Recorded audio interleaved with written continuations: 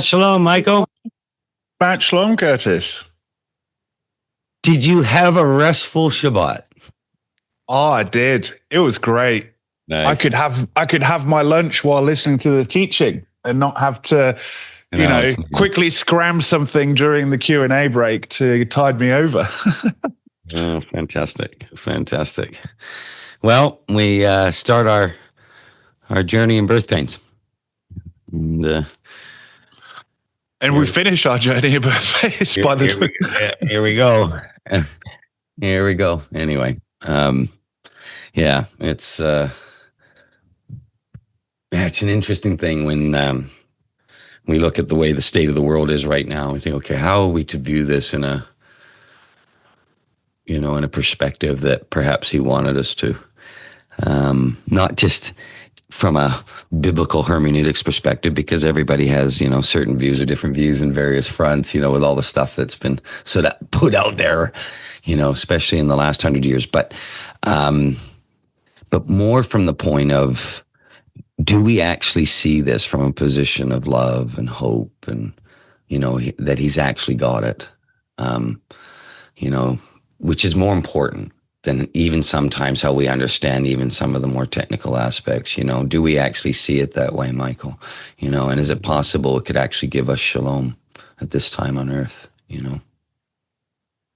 Yeah, and I mean, my religious background in SDA, I remember, there's like almost a morbid fascination with Daniel and Revelation, and just sitting where I'm at now in my journey and looking back and like the mishandling of both of those books, at least from the SDAs, it's actually quite grotesque. And then, being exposed to all the other misinformation regarding eschatology and stuff, and it's incredible. And you just look at it and you're like, wow. And actually, people say, oh, well, we can't understand this stuff. It's like, okay, well, yeah, we're constantly going to be growing and understanding more and more as the knowledge is poured out and increased. But as you said in the teaching, it's the revelation of Messiah, not the concealing of Messiah. It's the revelation of him and the things associated with it. And I don't know about you, Curtis, but the more leaven that we put to the side, the more we go through that process of de-leavening, the simpler the words in these prophecies become. Not that we claim to have all understanding, but when you really stick to that principle of an ancient Hebrew covenant wedding and the appointed times and the understanding thereof, everything just, it falls in line. And you may not know every little detail, but you will understand the framework, and it becomes almost, you can look at something now from that point and go, nope, this is not of Elohim. It's actually an honor to be able to be in this position of, it's a privilege that he is taking the fools of this world to confound the wise. And we get to be these fools. Yeah. Well, look, I've been sharing and teaching on subject matter, at least around this, from, both sides of the river, now in the river, for 30 years. And you're still learning and seeing things that connect and these sorts of things. And that's why I say, to say that the very name of it is the revealing of Messiah. Well, I can't know anything I know everything. And the way I learned it is, that's it, and And it's kind of like, no, we're going to have to grow, mature, test whether these things be so. Have that Berean sort of mentality, if you will, and go, okay, we'll go and test these things. And I know over the years when I've had to do that, I'm going, oh, okay, all right, I didn't see that, or that dot actually makes me rethink some things, and, all that kind of thing. But we don't want to lose the bigger picture, no matter where we're at with our understanding. We don't want to lose that bigger picture, that just understand this is a great plan of redemption and a restoration and hope and love. And, he's on the throne and he's got this. And, I think if we can get that bigger picture as we look at maybe some of the more disturbing, elements of what's unfolding on the earth today and how it may relate to this great symbolism of horse and riders, it's okay. It's okay. We're living this anyway. And, Rome's freaking out right now on social media and the news and everything. So it's not going to go away. So how are we to have a position where we can maybe be a voice and a light amongst all this? And so that's the real goal. The real goal is not to have the morbid fascination, like you say, because I too have seen that. And in fact, I've seen the book of Revelation almost addressed from such a fearful place that you don't want to go anywhere near the revelation of your Messiah. It's like, this is way too, but he gave it to us because he wants us to know and to understand this. And so that I believe so we may have hope and shalom, actually grounded in love. And could the book of Revelation actually have that as a perspective, And so I don't want to go through all of these things, and, look at some things. Because in a way, we're looking at the state of affairs as we're sitting here in a lot of ways, as it can link into now this book as we go through some of the seals. But we just don't want to lose sight of a bigger why. Why the book of Revelation? Not just what I think or you think or anybody else thinks, and then all this weirdness that comes out of it. But because the earth is shaking and trembling, and for all of us to take an ostrich position and hide our light in our leaven right now, it may not be the best choice. So, but we can all do it. We can all do it.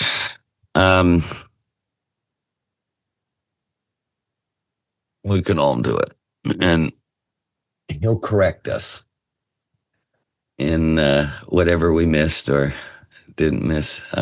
But I'm absolutely, utterly convinced that we can't change what's happening on the earth, and that if we have a healthy and balanced view of the revelation of our Messiah, he can bear good fruit with that. That I am convinced of, despite some of the things written. Okay. Ooh, Johnny Von Bensinger. You there?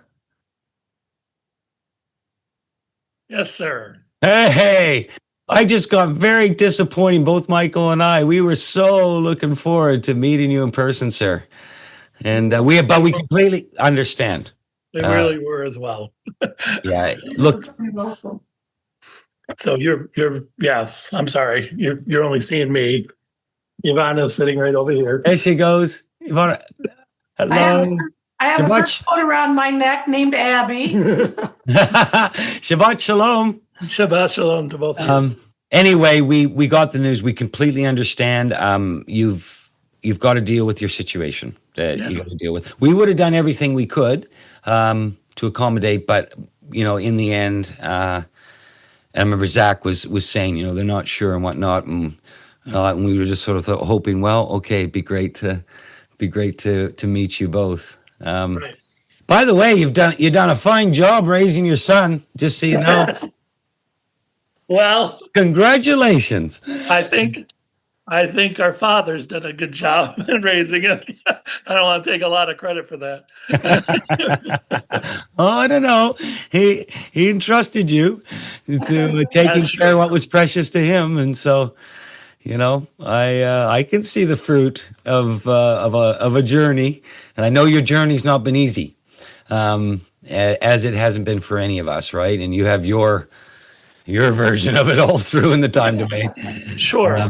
But I'm not kidding. I actually, like I say, we've had a chance to get to know your son and respect him, and you've done a good job, both of you. So. It's okay to take a little bit of credit for the servitude. Imagine, think of all the things he put you through. Don't you just think you deserve a little bit? Yeah, he wasn't too bad. he had his moments, but as any young person does. Yeah, well, my mother's view before she passed away, her view of me in my childhood seemed to have these rose-tinted glasses that grew and grew by the year. I'd be thinking, well, I'll take it. Yeah. Well, I really appreciate you covering this topic. I think it's something that from time to time we really need to get into, because as what we see at the end time coming here, however close we are.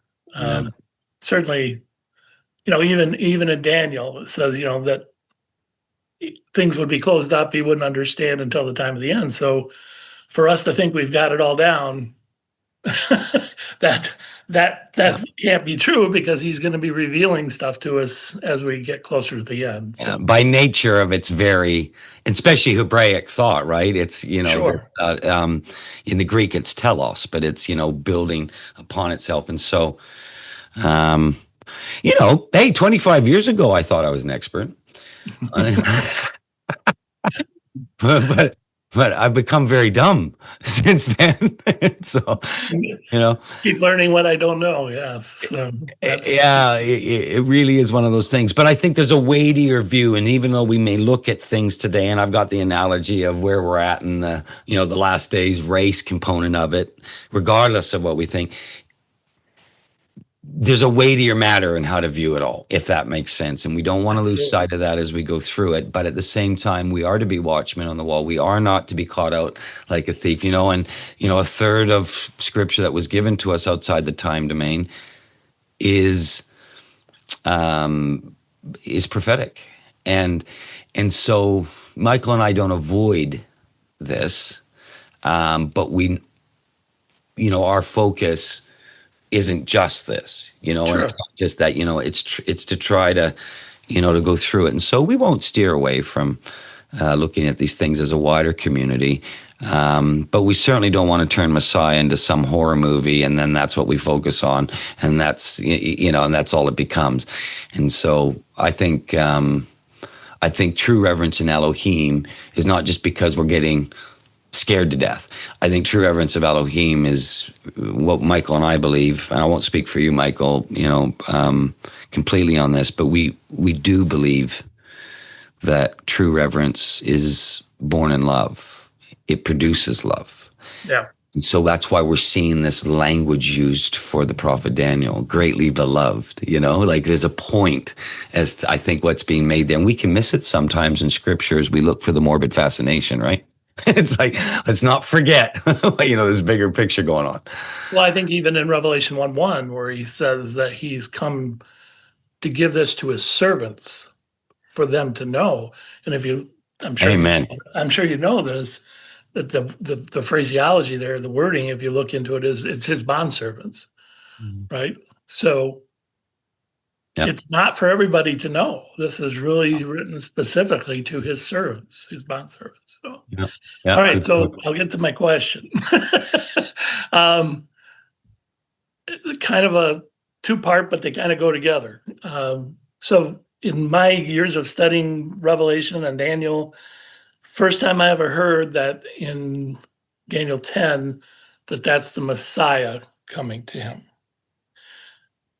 Yeah. And then your other piece to this is potentially across time domain. So my question is, and maybe this is more than you want to bite on right now, but if this is Messiah, why would the Messiah need Michael to help him get past the Prince of Persia? Great question. And especially if it's across time domains, because I guess I didn't, this would be the first I'd heard this too, which is, can these spirit beings like the Prince of Persia, the Prince of the different areas, cross time domains? Yeah. No, it's a great question. It's a big question. Michael and like I say, if you don't want to handle it right now, that's fine. You're not coming to Sukkot now. We're going into this in more detail then. So sorry, that's the way it is. Well, John, I'll open up with a question to answer your question. Why does Yeshua need 24 elders? Does he need them, right? No, Or does he choose to have them? Does he need Michael, or does he choose to have him? And Curtis and I were, just to continue on this, Curtis and I were geeking out, as we do. Is there actually a message of trust in that? Like, because Messiah doesn't need any of us. He doesn't need 24 elders, but he chooses to. He chooses to involve his creation. And the very fact that Messiah is saying, only Michael is with me. Like, is that actually a statement of trust? I only trust Michael to be with me on this one. On this particular thing that I'm dealing with, Michael's the only one I can trust. Like, but does he need him? Probably not. He's Messiah, right? He's king. He's King of Kings, Elohim. But he chooses to. Like, there's something really, I'm going back to you raising Zach. Did you need him when you were doing tasks around the house? Or did you get something from just involving him and showing him the ropes a bit? Did that bring you much joy as a father? Curtis, over to you, mate. Yeah. Well, and kind of this comment on your comment, Michael, is I can see that. It's almost like Messiah taking Peter, John, and James at the time of the Transfiguration thing. Mm-hmm. He didn't take them all. He just took who he wanted to reveal that to. Mm-hmm. However, when you see, I guess my take is when I read in the book of Daniel, it made it sound like he needed him to get past this Prince of Persia. Right. Not that he couldn't do it himself, but the context of it makes it sound as though he needed him to come and help get past the Prince of Persia. That's something the English will do, or right. What we've got in our heads.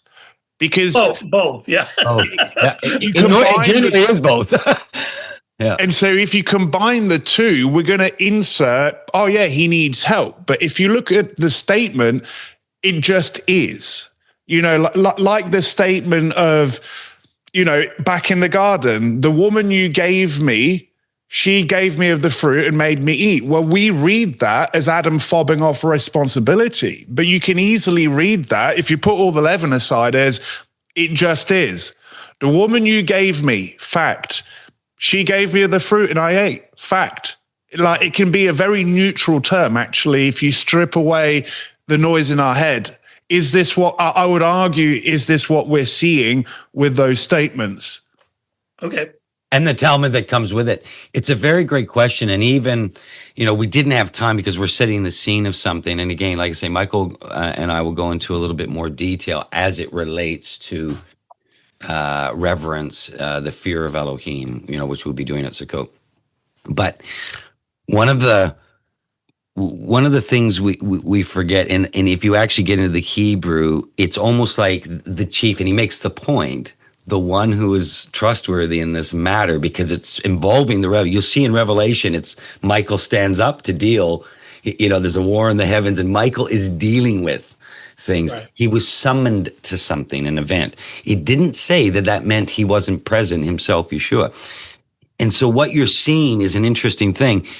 And in fact, the fact that he comes to Daniel during such a thing is showing you how much he doesn't need Michael, right? He's not cheating. He's just dealing with the situation. There's principalities and spirits. They're allowed to exist for a certain reason. He's dealing with a time domain in a way that only an Elohim can. Only he knows the beginning from the end, right? No one else does. And this is how he's able to come out of that place, give it to Daniel, have this incredible moment, and then go back.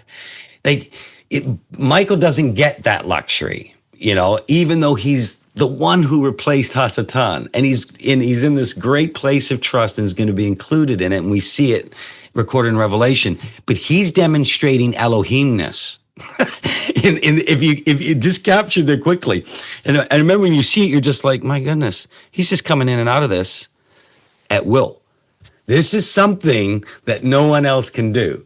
And so he's involving himself in this moment or this part of his own revelation. It's a really incredible thing that's unfolding here. Your question's so deep and so good that there's no way Michael and I can do justice truly just in a Q&A. But we honestly believe what you're seeing is a demonstration of only one who can know the beginning from the end. And he's actually participating in his own revelation, his own revealing. And the actual words in the Hebrew there, we read English help and, needs, and we get all this kind of thing. But when you start stripping that out of the way, he's being called, summoned to support, trusted, he's able to be a part of something.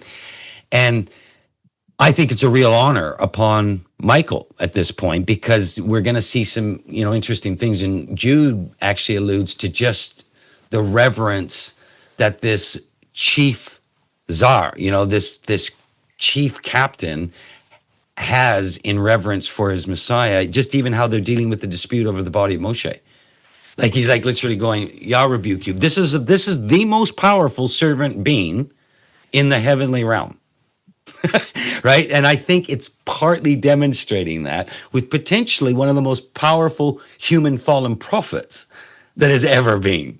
Right? And so you got this incredible connection, and he's choosing to be a part of it, not gazumped it, not cheat it, but in all of that, just again, like my little example of I used my father, what he was able to do just for 30 seconds, look at something, then go back to the chess game.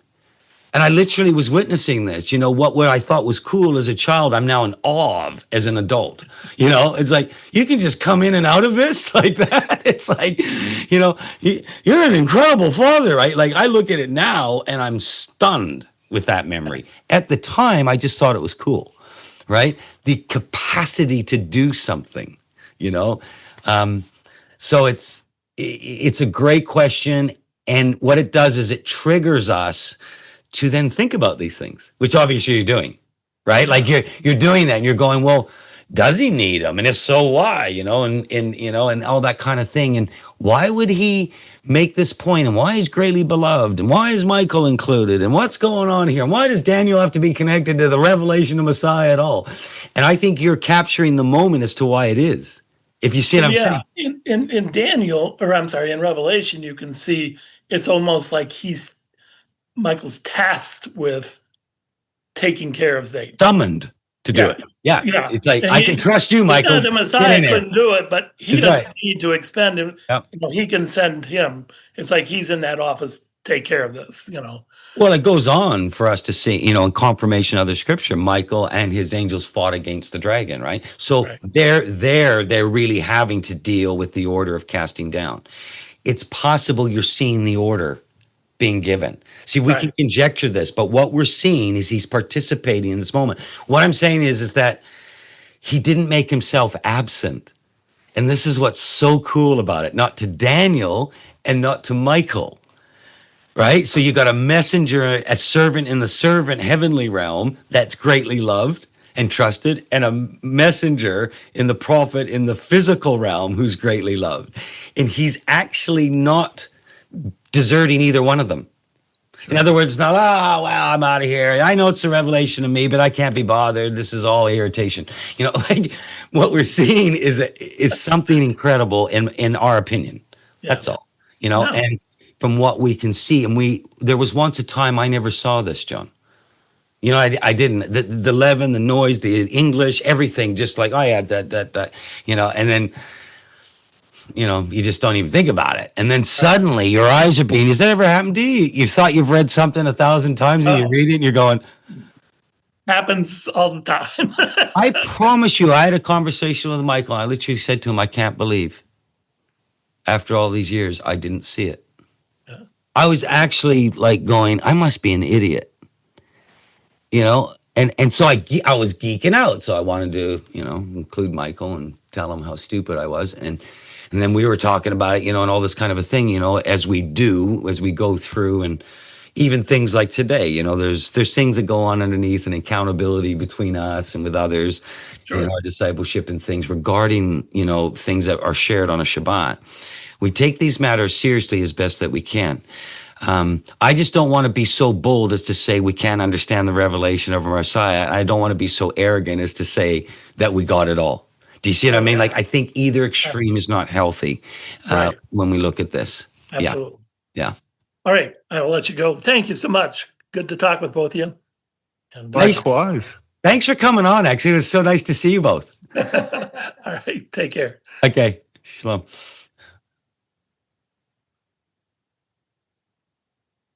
Nancy,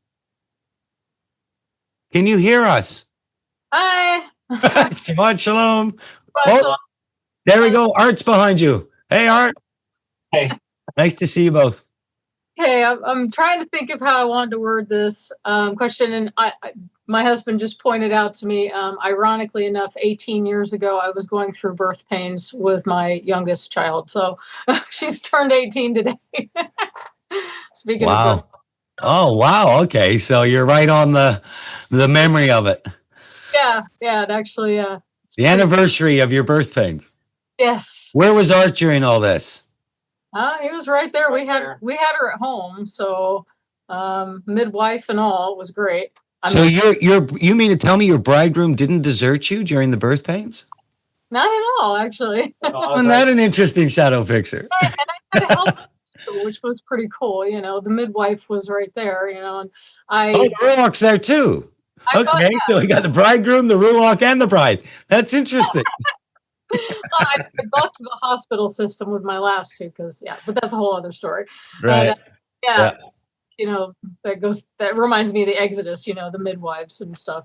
So the question I had, I've been looking into, the prophecies and Revelation in Daniel for quite some time. I mean, it's always been the book that I went to, even when I wasn't even in the faith, because I think it's the most fascinating to me, because we can link it to, so much that has happened. But I had kind of, the whole journey of looking at the 70 weeks of Daniel and saying, could this have already been fulfilled? Like this was about 18 months ago. And then coming at things not from the preterist point of view, because I don't, obviously Messiah has not returned. And just like you said, there's so many things that have clearly not come to pass. But looking at things from... But if you allegorize it, you can... obviously.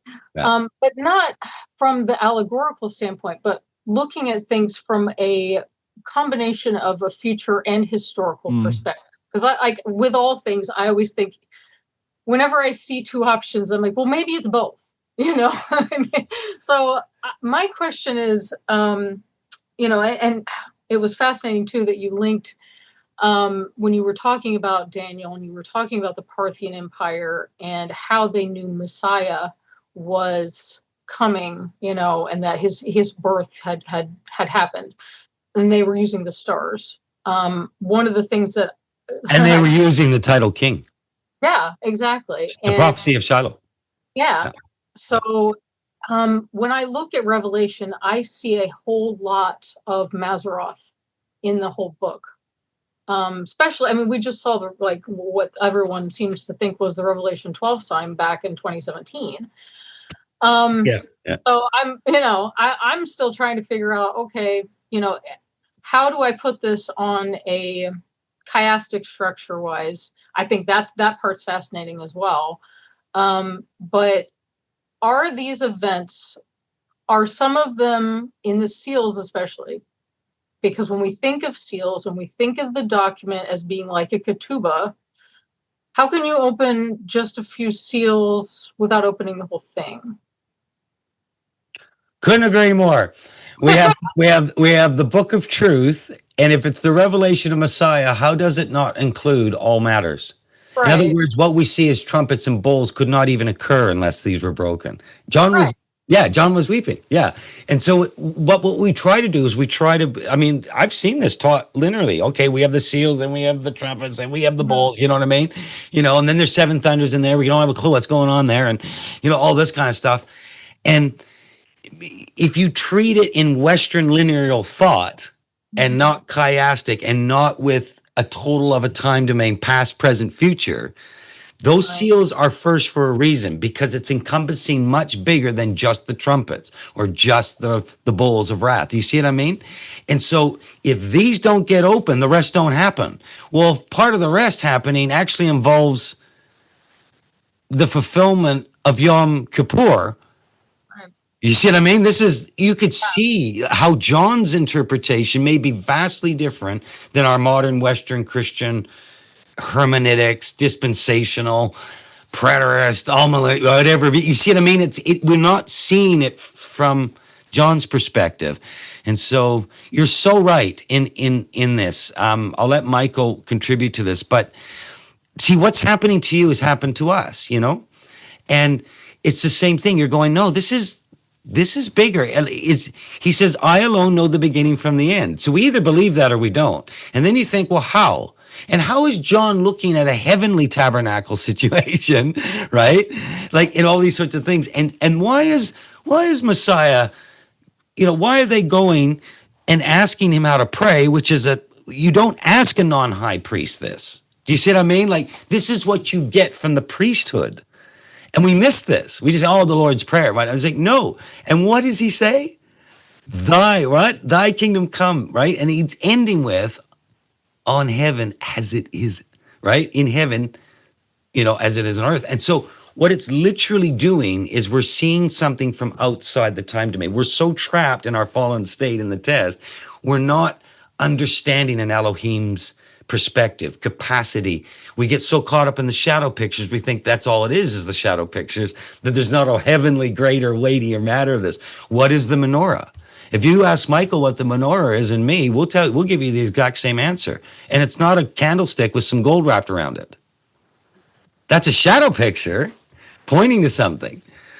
You see, Anyway, sorry. I'm just. No, so I was just thinking too, though, when you said that, how when you're breaking the seals open, one of the things that, was in the ancient Hebrew wedding model video that Michael did too, was about how the ketubah, if there was a allegation of adultery or whatever, they would, take the cloth and they would, look at the terms of the ketubah, and, so they would obviously open this copy, of that. And then, a judgment could be rendered. So this would have been done by, those in authority. So I'm just kind of thinking how this whole thing kind of fits together. And, I guess, is this repeating? Are the seals, like you said, the horsemen have been running? How far into that are we? Yeah. Well, that's why I'm going, let's just take the last 2 days. We can all agree on that, I hope. That's what I'm doing, right? Like it's sort of that thing. Some argue, oh no, it's those horses were running at the time from Daniel onwards, right? I've heard some people believe we're in Revelation 16 already. We're in the wrath, that we've been in the wrath. And I mean, I don't think so, but. Well, not if you look at the description of the bowls of wrath. If we're in the wrath, then. Yeah, you can allegorize a lot of those, but see some things like, we have 2,000, well, less than 2,000 years, but we have, hundreds of years of the Roman Catholic, inquisitions and stuff, and millions of people being killed for their faith. I certainly that being depicted.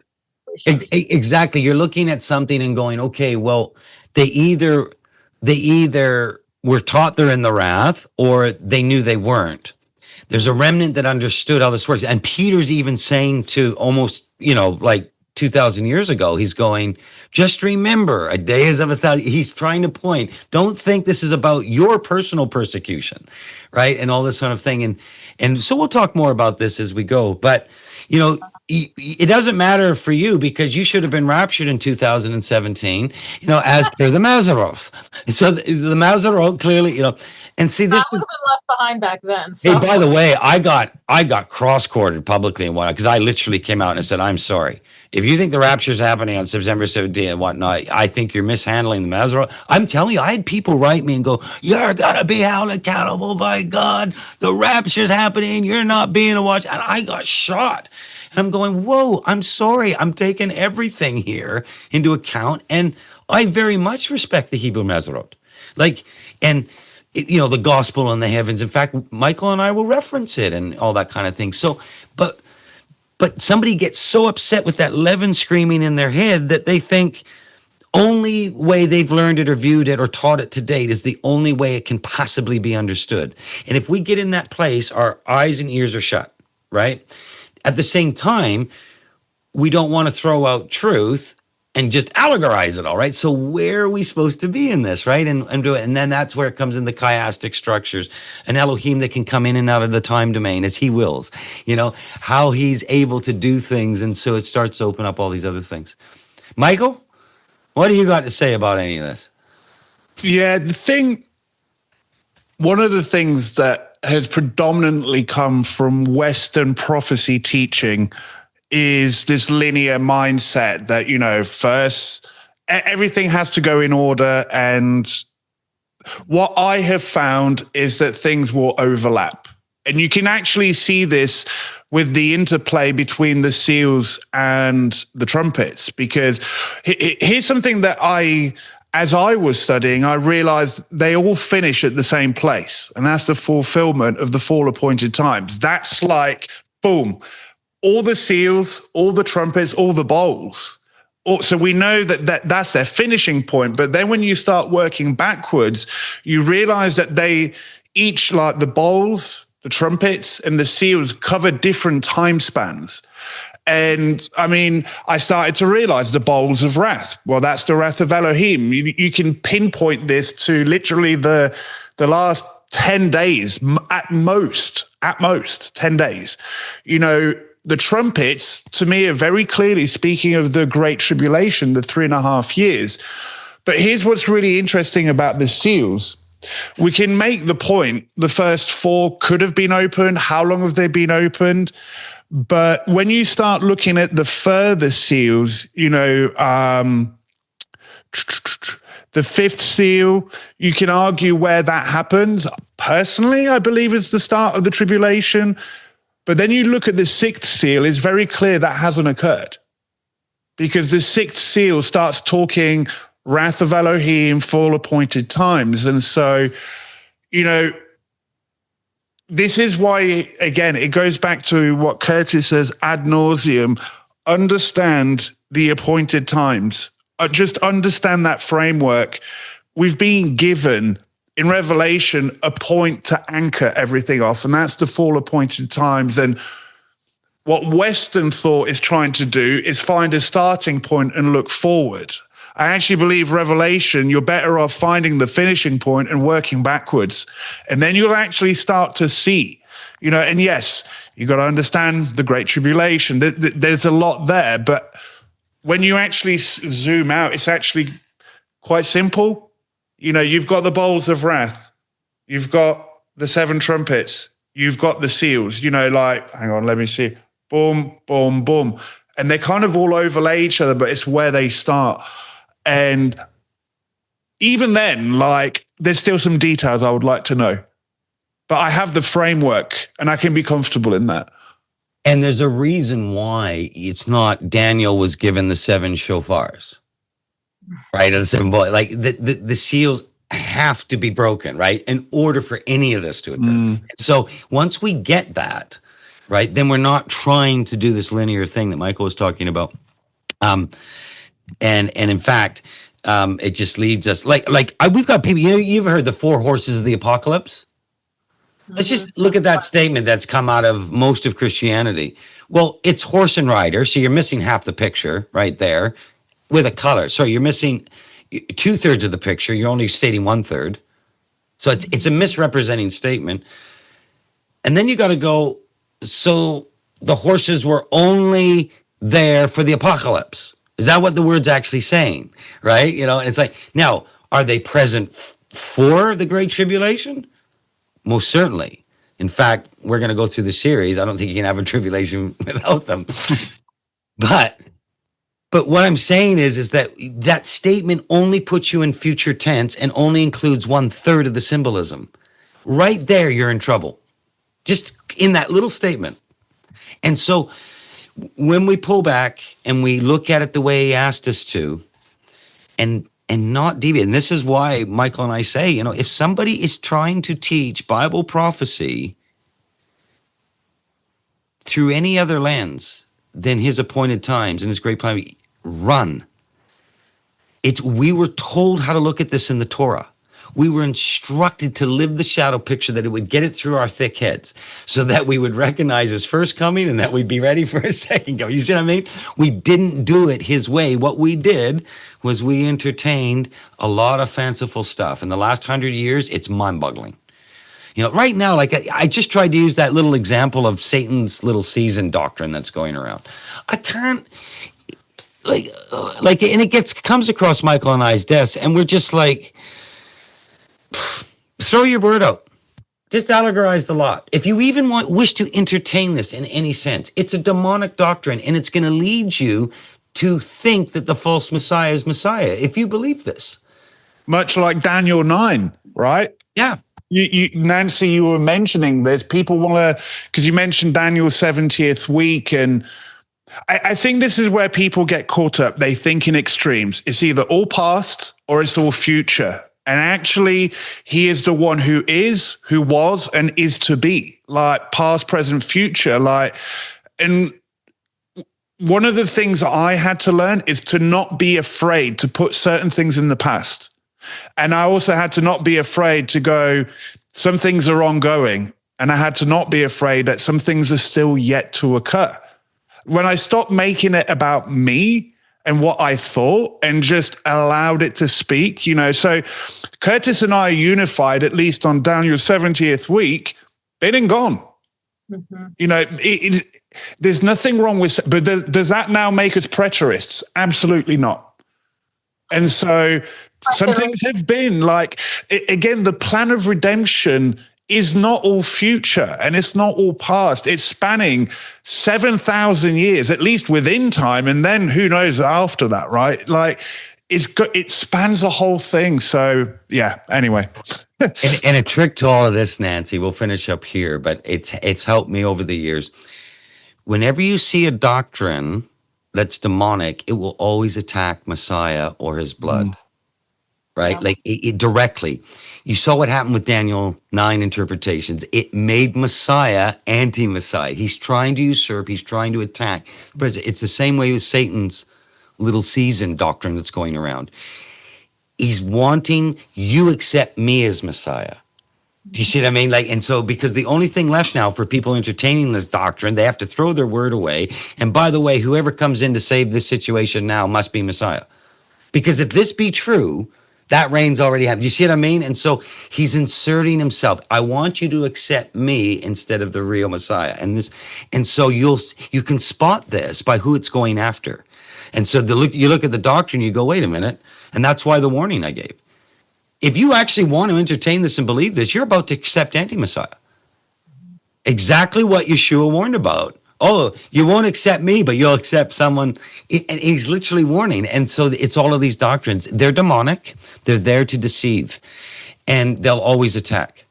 They'll always attack his blood. And like replacement theology. People think, oh, it's about the house of Israel. That attacks the blood.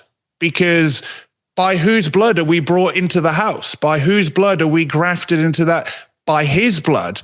Not so it's not even a thing of, oh, which house, that house, houses. You like go to the root. Like it's attacking the blood by its very nature. And also it will malign Elohim's character as well.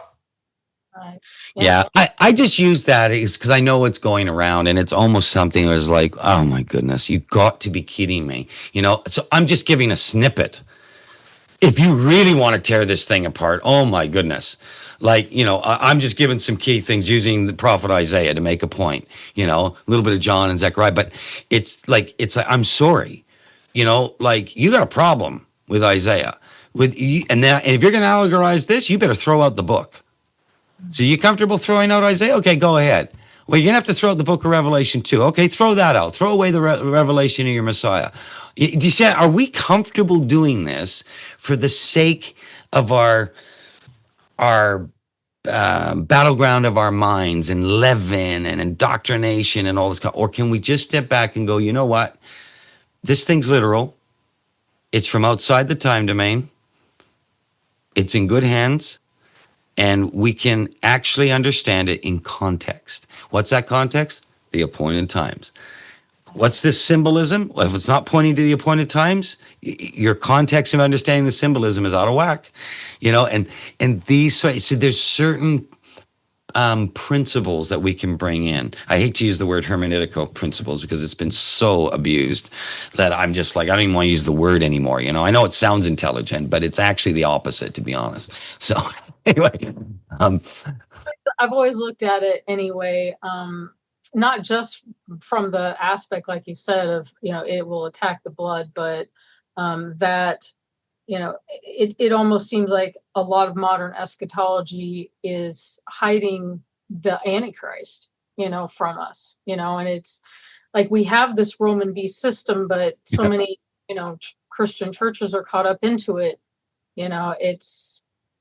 Everyone seems to be that just looks at this from the pre-trib rapture eschatology viewpoint is ripe for deception. It's the predominant one that's out there. Yeah, if you've been on the Christian journey. Yeah. Well, thank you very much. I appreciate you answering my question. No problem. Nice to see you both. Thank you. We'll see you in October. Okay, look forward to it. Shabbat shalom. Shalom. And last but not least, Samuel Barnes, live on Revelation Radio. Thank you, elders. Thank you. Shabbat shalom, sir. Shabbat shalom. Shabbat shalom to you, elders. Shabbat shalom, Mishpaka.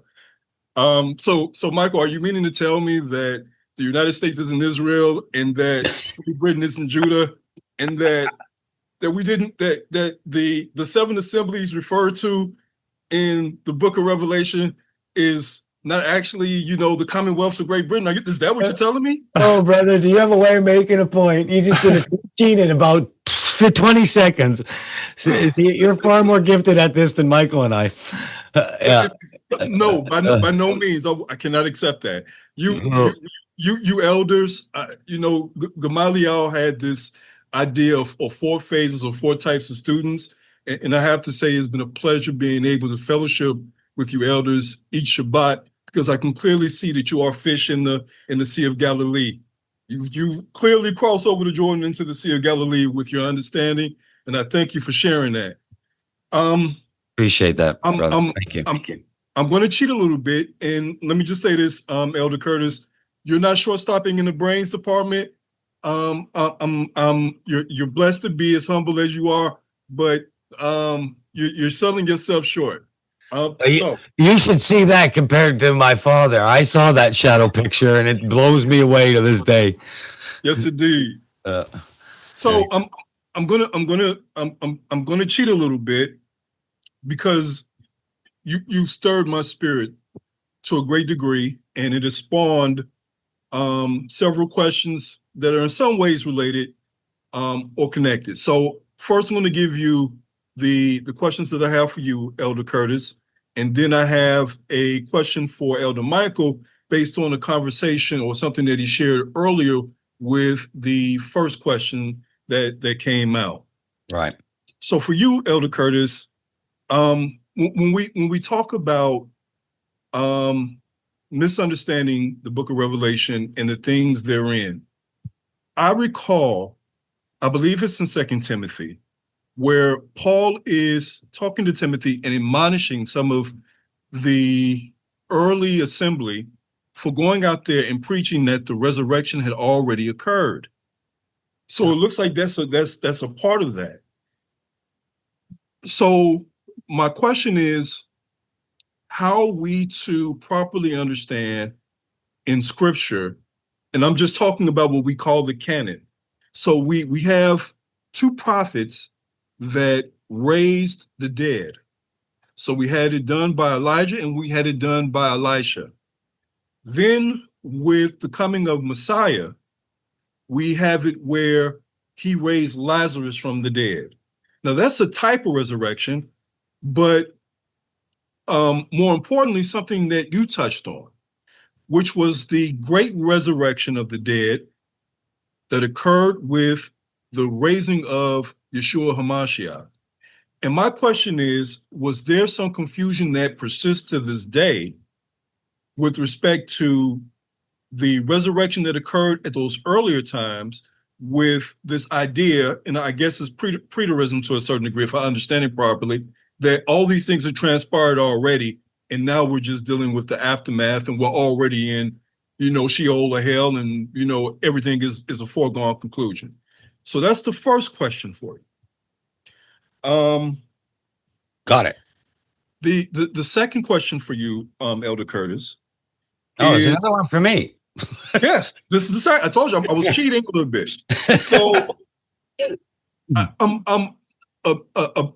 a brother asked me for my understanding of the names of the names of the tribes that would be on the 12 gates, because we know that Joseph was divided into Manasseh and Ephraim.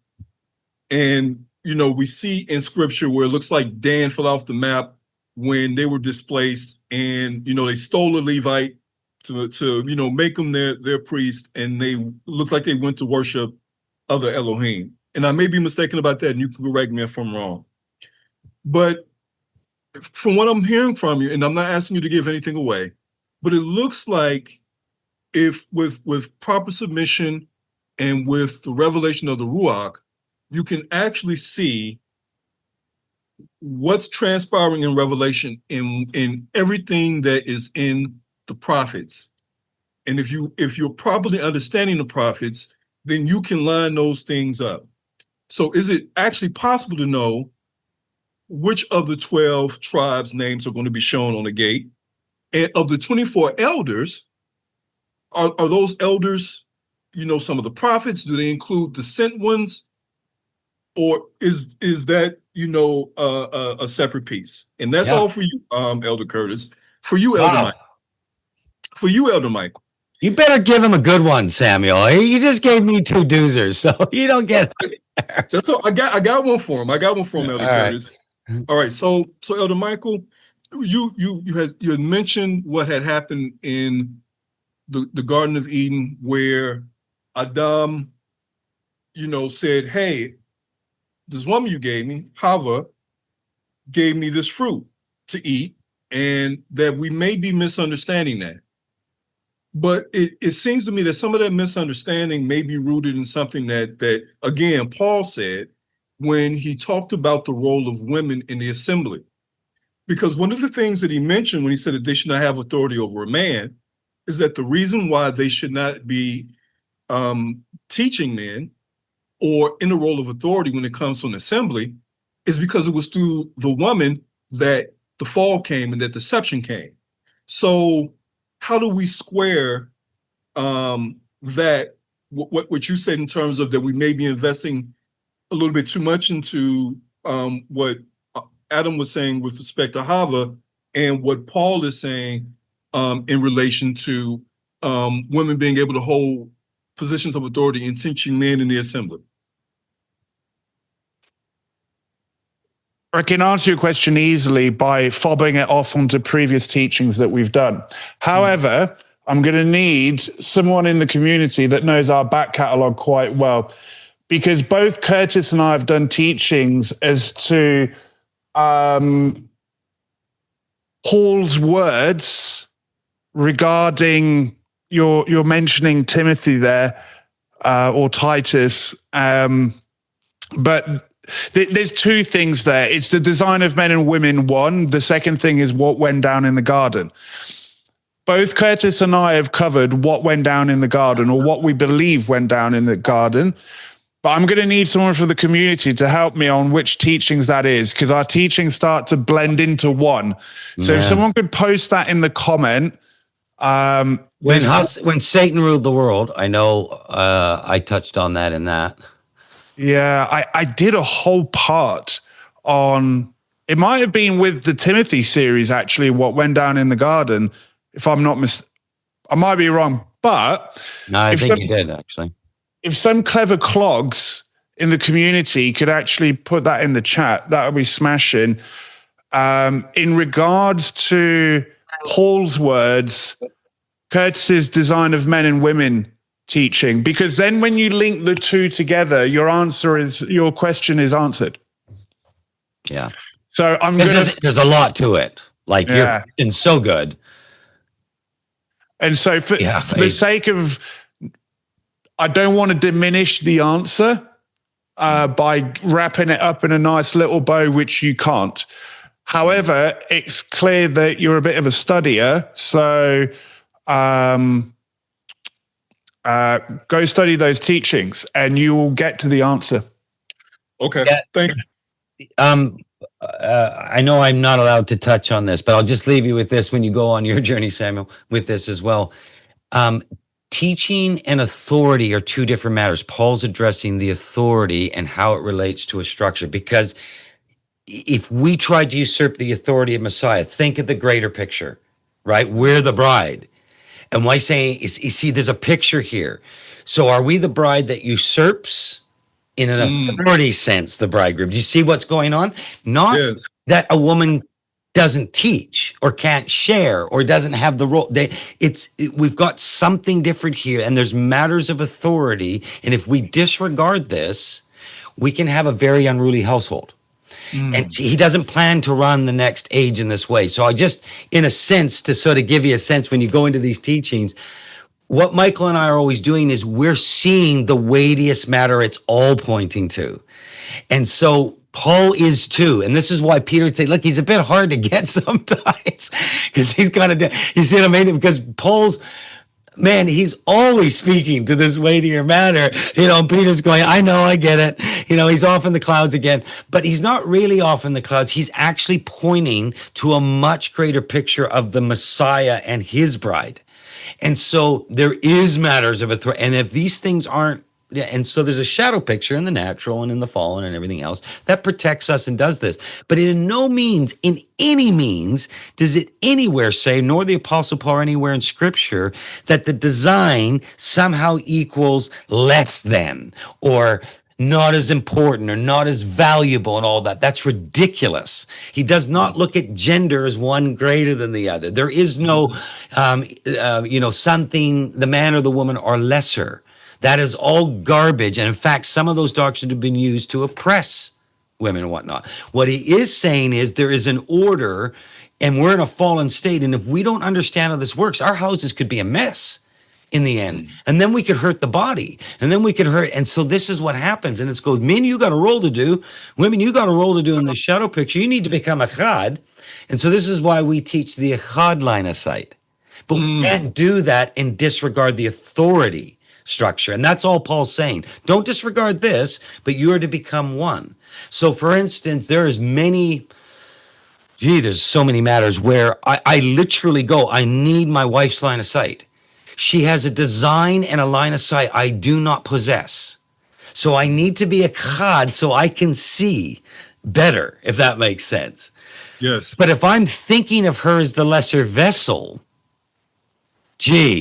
I may not go to her when I need. Much the same way, if she has no problem usurping me as a spiritual head in the design in the fallen picture pointing to the bigger one, she may not get what she needs. Do you see what's happening? And so we could be open to deception if we try and operate like this. And so we've got all this abuse happening in the church, disregarding design, disregarding the structure, disregarding authority. We're all over the place. The church is in mayhem and a mess. The fruit is rotten. Rome is rotten. Everything's rotten. If we can't just look around in the state of Rome and religion and just get this and go, you know what? I think, Paul, you were right. Here we are. I mean, if we're just honest with what we see, it's like, how did we possibly get to this point where now family nucleuses and marriages are broken? We've got it's incredible. And it's all collapsing. We've disregarded this. So that's my encouragement. Just remember that a shadow picture is teaching us to understand the weightier matter, and that if we get this, we can become pleasing in his sight. And those who manage to do that in this time domain in a fallen state, they might just be able to be trusted with a role in the age to come. Do you see what I mean? Like, Yes. and so there's a whole picture playing out here, but it's abused both ways. And it's all over the place. Sorry, I rabbited on about that, but Michael's absolutely right. Go now to revisit some of the more details on all of these teachings and things like that, and test these things whether they be so, and as I know you'll do. So, but it's like we constantly, it's just like, oh, please, just, and it's the same frustration almost 2,000 years ago. Peter was dealing. I know he sounds like he's gone nuts, but he hasn't. He's just, Michael and I say to each other, okay, I got my head in the clouds. All right, here we go. Or I'll say it to him. All right, I'm way up in the clouds now here. I'm in the heavenly shadow picture. But we right away, by saying that to each other, we know what picture we're speaking to. Other times it might be, hey, we're talking fallen state. Okay, got it. Right. And we immediately can communicate that in order to try and discern or hold accountable, even teachings for that matter. And people don't see this. They think our world is, just what we're sharing on Shabbat, but we're dealing with discipleship matters, overseeing a body, the teachings, the appointed times, the, Bible pathway adventures, all these sorts of things. There's so much going on behind the scenes, but we've learned to even speak to each other in these terms. I've had Michael call me up and go, okay, my head's in the clouds. Right. He's not insulting himself. He's just telling me immediately, I want to speak here, not here. And I know immediately. Yeah. Okay. Got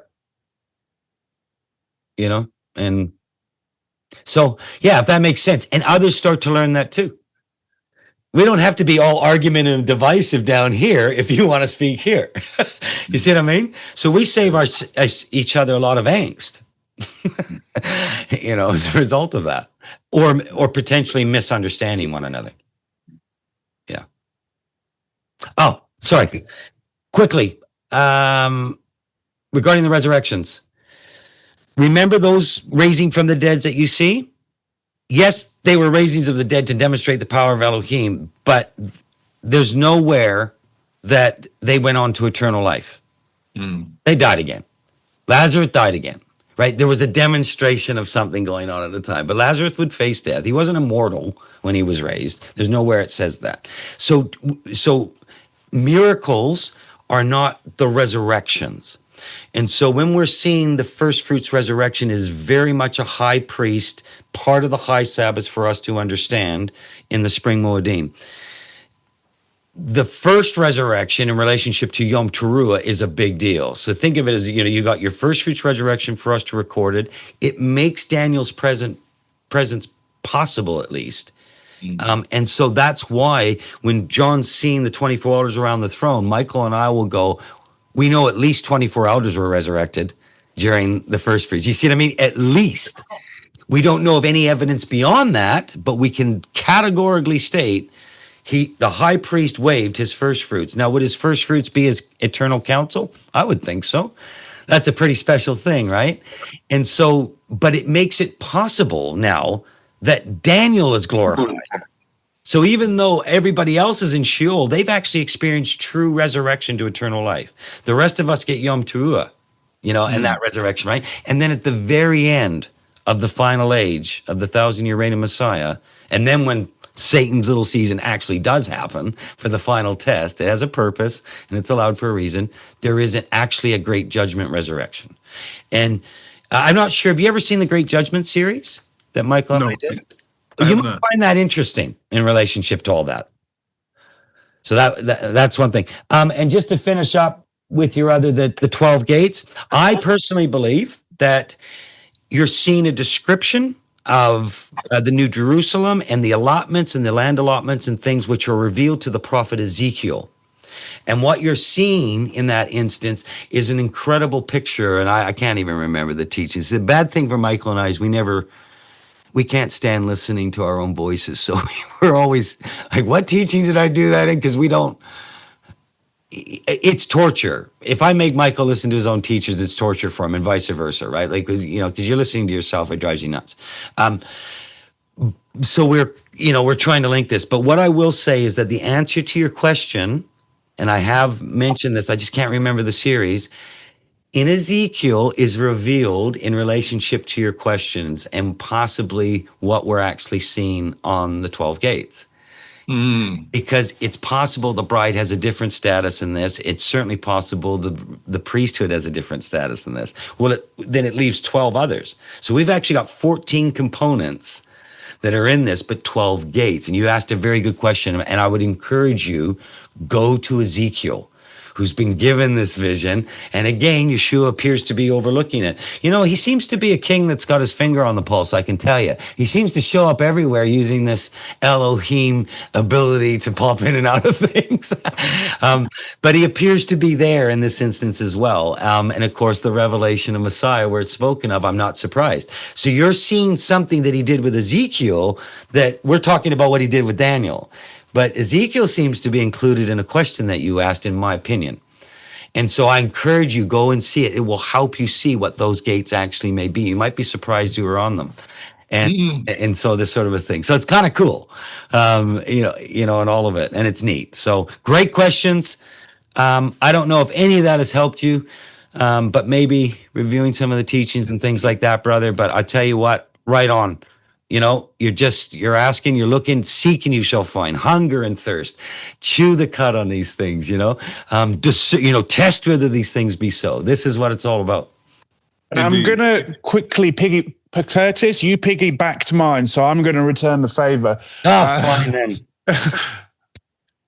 You mentioned Dan not being called to the 144,000. It's very clear that the tribe of Dan is not part of the 144,000. Now, when you understand the function of the 144,000, great tribulation, Dan's obviously in a spot of bother, shall we say, but our Elohim believes in a house restored. Go read the land allotments in the prophet Ezekiel. This is what Curtis is alluding to. Because people will teach that, Dan's gone and stuffed it. Is that so? He's gone. Has he been replaced by another tribe? Because that's just the Hebrew roots version of replacement theology to a degree, you know, like. So, yeah, but then ask yourself, if Dan's not here, but he seems to be over here, what's going on? You know, our Elohim really is an Elohim of restoration. Because people will read the blessing, Dan is a serpent, by the way, and Dan means to judge. But we always look at those things as negative.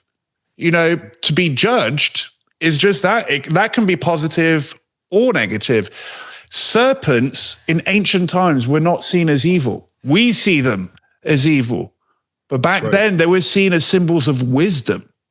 You know, so now, is wisdom the problem, or is how we use said wisdom?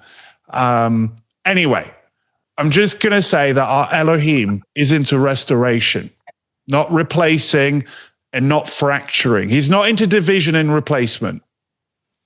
I think most of the eschatology that's out there might be shocked at what name they might find on one of those gates. Indeed. It occurs to me that that the brazen serpent didn't become a problem until it was an idol. Yeah. See what you mean in terms of serpents, because even Messiah told us to be harmless as a dove and as wise as serpents. So I understand exactly what you're saying with respect to that. Nice. I know we Hey, don't worry. You'll come in with some other questions down the line. But honestly, brother, they're so good and they're so detailed that in fact, this community asks all sorts of, the questions are all good. We just can't do justice in a Q&A. We try and do our best just to, engage and have fellowship and do those sorts of things. But, thank you for not only your encouraging words, but thank you for, being an example for all of us, to hunger and thirst and to seek these things out. And so it's always an honor to serve into that. So we appreciate you coming on and raising the questions. I just wish we could do them justice. We couldn't do any of the questions justice today, to be honest. You know, we're just trying our best. You know, we're just a bunch of donkeys trying to hee-haw and do whatever we can. You know, so thank you. That all being said, oh boy, this is quite a Q&A. Okay, let's finish it there, Michael. I will give you the last word. I'll put me on the spot. I forgot about this bit. Yeah. Now I'm on the other side. You're on the other side. What's your last word, man? I'll go back to what you mentioned in the teaching, because as we're going to look at the first 4 seals, you know, this is just the foundation for them. They can seem scary. They can seem, you know, bleak. But again, what was the Apostle John's perspective? These things need to be opened so that the plan of redemption can be fulfilled. You know, and so, and to go back to that quote you opened up with, Curtis, you know, along the lines of extraordinary times, difficult times, lead people to extraordinary destinies, you know, and why would our King allow these things to transpire? Even if from our fallen perspective, we think they're bad and painful, and fire is part of his process. And when fire is coupled with repentance, these things can actually bring the strange kind of comfort. You know, if we start to see these things, if anything, it will strengthen our faith. In fact, we'll go it like, if we're the ones to see these things, if you'll be like, oh, well, this is what's written. I know what's coming down the line. It matters not what happens to me in my life. It matters not. That was how the apostles could go and love not their lives unto death. Their faith was that strong. Like it wasn't even hope. It was assuredness. It's assured. That's the Hebrew concept of faith, not some hope. It's assured. Let these words, as scary and bleak as they may sound in our flesh, let them assure you, actually, that he really is on the throne. That's my last word. Amen. Amen, amen.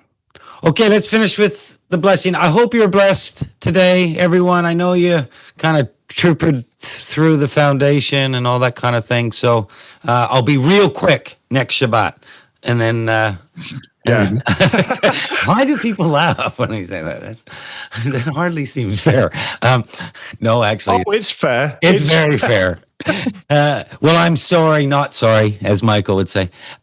Anyway, we'll have a great finish to your Shabbat wherever you are in the world, and may you be blessed and rest in that, and we'll look forward to seeing you again next Shabbat. I will finish with the blessing, everyone.